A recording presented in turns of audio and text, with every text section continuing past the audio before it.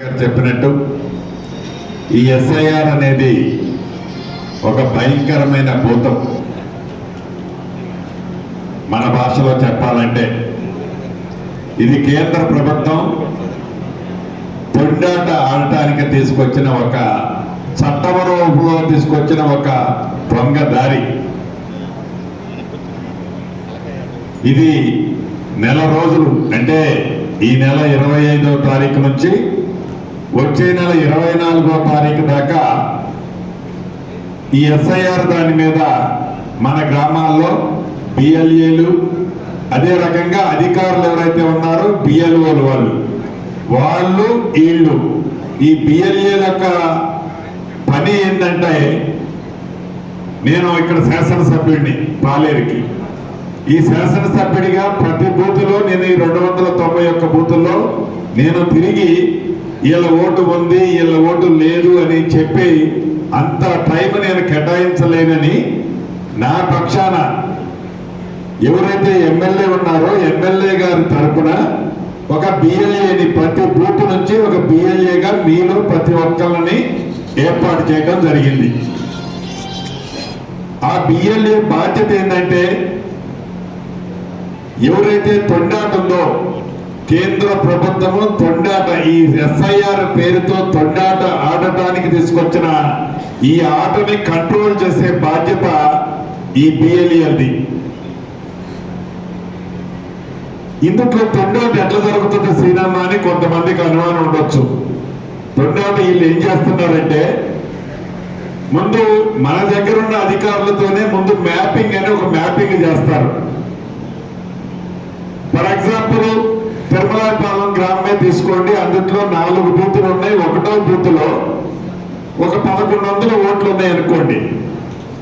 ఈ 1100 ఓట్లు తిరుమలాయపాలెంలో ఉన్న దాంట్లో నిజంగా ఎన్ని ఓట్లు ఉన్నాయి? ఈ 1100లో చనిపోయిన వాళ్ళు ఎంతమంది, 2 పేర్లు వచ్చిన 2 సార్లు పేర్లు వచ్చిన వాళ్ళు ఎంతమంది, ఇక్కడ లేని వాళ్ళ పేర్లు ఎన్ని ఉన్నాయి? ఇవి న్యాయంగా తీసేస్తే తప్పేం కాదు. దాని వంకతో ముందు ఈ 1100 మందిలో ఎంతమంది ఉన్నారని ఓటు మ్యాపింగ్ అని చేస్తారు. ఓటు మ్యాపింగ్ అంటే ఏంటంటే, ఈ 1100 మందిలో ఎంతమంది ఉన్నారు దాన్ని మ్యాపింగ్ అంటాడు. ఈ మ్యాపింగ్ చేసేటప్పుడు ఈ 1100 మందిలో 900 మందో 950 మందో ఉన్నట్లు మీ చుట్టూ తిరిగి అధికారులు మన అధికారులే చేసేది. ఈ చేసేటప్పుడు ఈ బిఎల్ఏలు ఎవరైతే ఓట్లు ఉన్నాయో వృత్తి రీత్యనో ఉద్యోగ రీత్యనో చదువుకోవడం కోసమో వివిధ కారణాల వల్ల వివిధ పట్టణాలలోనో వివిధ గ్రామాలలోనో ఇక్కడే పుట్టి ఇక్కడే పెరిగి ఇక్కడే ఇల్లు ఉన్నా ఇక్కడ ఓటర్లు లేడు అనేది తప్పు. అతని అడ్రస్ ఏంటంటే నాది తిరుమలాయపాలెం అని అంటాడు. యథార్థంగా ఇక్కడ ఎవరైతే ఉన్నారో వాళ్ళ ఓట్లు తొలగించేటప్పుడు అయ్యా ఈయన ఇక్కడే ఉన్నాడని ఆధారం చూపించండి.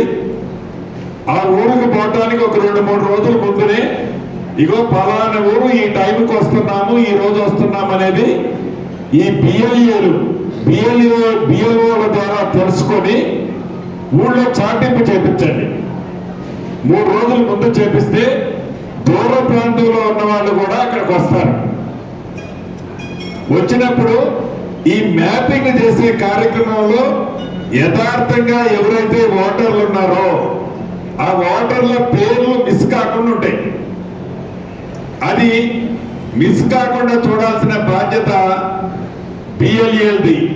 బిఎల్ఏని ముందు నిలబెట్టి ముందు వరుసలో నిలబెట్టి కాంగ్రెస్ కార్యకర్తలు మన ఒక్క ఓటు కూడా మిస్ కాకుండా ఉండే విధంగా ఆ బూత్ లో ఉండే మన బూత్ లెవెల్ కమిటీలు ఎవరైతే ఉన్నారో వాళ్ళు బిఎల్ఏకి ఇస్తే మాట్లాడే అధికారం ఒక బిఎల్ఏకి ఉంటుంది. ఉంటే బిఎల్ఏకి ఉంటుంది, లేకపోతే నాకు ఉంటుంది. ఈ బిఎల్ఏ ఎమ్మటే ఆ బిఎల్ఓకి తెలియజేసి అయ్యా ఈ ఓటు ఉంది, అయ్యా ఈ చచ్చిపోయింది నువ్వు తీసేయి అని బిఎల్ఏ బిఎల్ఓతో మాట్లాడి వీళ్ళిద్దరూ కలిసి అధికారితో ఆ మ్యాప్ చేసేదాన్ని కరెక్ట్ గా చేస్తారు. ఇది మొదటి అంశం. ఇక రెండో అంశం ఒకటి ప్రమాదం ఉంది. ఈ రెండో అంశంలో ఏంటంటే ఈ మ్యాప్ చేసిన తర్వాత ఈ 1100 ఓట్లలో ఒక 1050 ఓట్లు ఉన్నాయి అనుకోండి. ఈ మ్యాపింగ్ చేసే దాంట్లో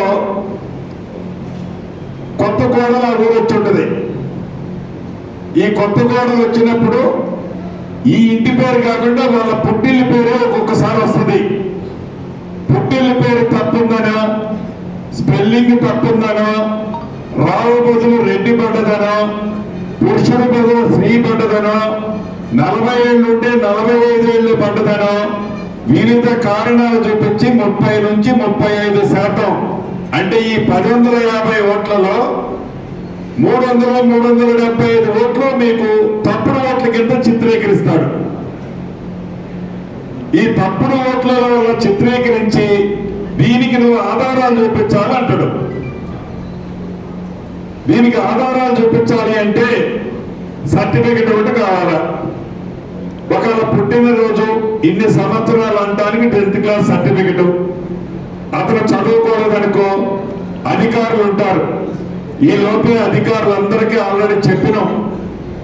ముఖ్యంగా కాంగ్రెస్ పార్టీ ఎక్కడైతే బలంగా ఉందో, కాంగ్రెస్ పార్టీ బలంగా ఉన్న దగ్గరే ఈ ఎస్ఐఆర్ అనే ఆయుధాన్ని ఉపయోగించి ప్రజలలో గెలవలేని కేంద్ర ప్రభుత్వం ఈ ఓటర్ లిస్టు పేరుతో బతికున్నోళ్ళతో కాంగ్రెస్ పార్టీ సానుభూతి ఓట్లని లేపేస్తారు.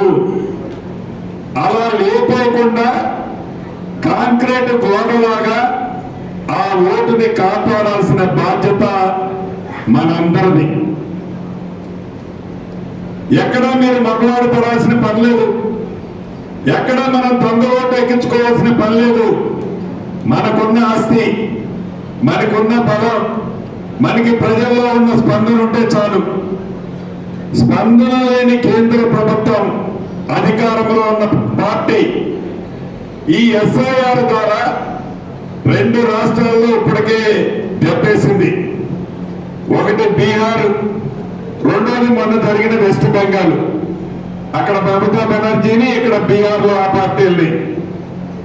వాళ్ళు ఏ పార్టీ అయితే వ్యతిరేకిస్తుందో, ఏ పార్టీ సభ్యులైతే కొద్దిగా తలకాయ ఎగరేస్తారో, ఏ వ్యక్తి అయితే వాళ్ళ మీద యుద్ధం ప్రకటిస్తాడో వాళ్ళకి సంబంధించిన బలంగా ఉన్న ఓట్లనే కాదు, చిట్ట చివరికి ఆ వ్యక్తి నిలబడాలనుకునే వ్యక్తి కూడా ఓటు లేకుండా చేయాలని వాళ్ళు కుట్ర పడతారు. అందుట్లో నా ఓటు కూడా లేకుండా చేయాలని కూడా కుట్ర పడతారు. దాన్ని తిప్పి కొట్టాల్సిన బాధ్యత బిఎల్ఏలుగా మీదే. 15వ తారీఖు నుంచి 25వ తారీఖు 10 రోజుల ముందు ఇందాక సుధాకర్ గారు చెప్పినట్లు ప్రతి బూత్ లో ఈ రోజు నుంచి మీరు దాన్ని గ్రౌండ్ వర్క్ మొదలు పెట్టుకోవాలి. అధికారులకు ఆల్రెడీ చెప్పాం. అధికారులు కూడా సర్టిఫికెట్ లేదన్న అవసరమైతే అదే ఊరికి వచ్చి ఆ సర్టిఫికెట్ లో ఇతరత్ర న్యాయమైన ఏవైతే ఉన్నాయో అవన్నీ అధికారులు స్పాట్ లోనే ఇస్తారు. దొంగ ఓట్లు ఏమీ మనం ఎంకరేజ్ చేయాల్సిన అవసరం లేదు. ఒక్క ఓటు కూడా దొంగ ఓటు అవసరం లేదు. మనకున్న బలం, ఈ పార్టీకి ప్రజల్లో ఉన్న ప్రేమ, అభిమానం, దాని వరకు మనం కాపాడుకుంటే పర్ఫెక్ట్ గా వాళ్ళు ఎన్ని కుట్రాలు పనినా, ఎన్ని ఎత్తులు జిత్తులు పనినా, ఎంత ప్రకటనలు వచ్చే ఎన్నికల్లో మళ్ళా తెలంగాణ రాష్ట్రంలో కేంద్రంలో ఇవాళ అధికారంలో పార్టీ రావాలని కళల కన్నా ఆ కళల్ని కళలాగానే మిగల్చాలి అంటే ఈ ఎస్ఐఆర్ అనే ఆయుధాన్ని మన మీద ఉపయోగించి వాళ్ళు లబ్ధి పొందాలని చూస్తున్న దాన్ని తిప్పి కొట్టాల్సిన బాధ్యత ఇక్కడున్న కాంగ్రెస్ సైనికులందరిది, మనందరిది. దాన్ని మీకు ఒక్కసారి తెలియజేయడానికే ఈ రోజు ఈ సభ యొక్క ముఖ్య ఉద్దేశం.